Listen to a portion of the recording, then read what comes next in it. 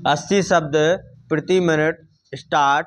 महोदय, जैसा कि माननीय सदस्य जानते हैं, कल दूसरे सदन में इसी तरह की बहस थी। मुझे वहाँ भी कुछ देर बैठना पड़ा।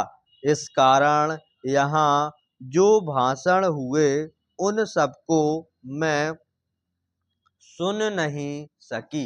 मुझे सुनकर दुख है कि कुछ माननीय सदस्यों ने इस अवसर पर भी हमारे विदेश विभाग को बुरा भला कहा। सेवाओं पर दोषारोपण करके सरल रास्ता निकालने का प्रयत्न ऐसी प्रवृत्ति है जिसकी मैं निंदा करती हूँ। मैं यह नहीं कहती कि हमने गलतियाँ नहीं की हैं और हमारे सभी प्रतिनिधि हमेशा योग्य ही होते हैं। जब गलती हो तो हमें उसे अवश्य बताना चाहिए, लेकिन सदा आलोचना करते रहने से निरुत्साह पैदा होता है और मनोबल गिरता है। हमें उन औजारों को ही कुंठित नहीं कर देना चाहिए जिनसे हमें काम लेना है। देश और विदेश में हमें काम तो करना ही है।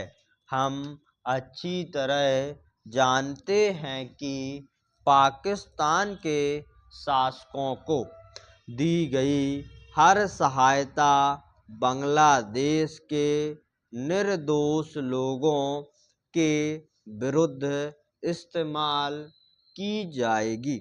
इस अवसर पर हमारे प्रतिनिधियों ने परिश्रम से बहुत अच्छा काम किया है। प्रस्तुत परिस्थितियों में वे जितने प्रभावी हो सकते थे हुए हैं।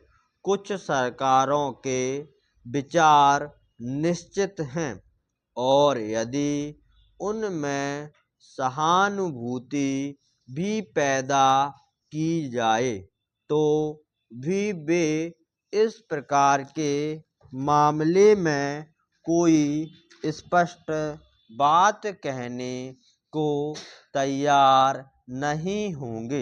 मैं कहना चाहूँगी कि हमारी उन सेवाओं ने जो वर्तमान स्थिति से निपटने में जुड़ी है, साहस और समर्पण का परिचय दिया है। यदि कुछ माननीय सदस्यों को गाली देकर और सरकार पर साहस, दिशा और यहाँ तक कि समझ की कमी का आरोप लगाकर कुछ संतोष मिलता है तो मैं उन्हें इससे वंचित नहीं करना चाहती। कुछ सदस्यों के लिए हिम्मत का अर्थ गले की ताकत और भावुकता की भाषा है। काश कि जिंदगी इतनी ही सरल होती।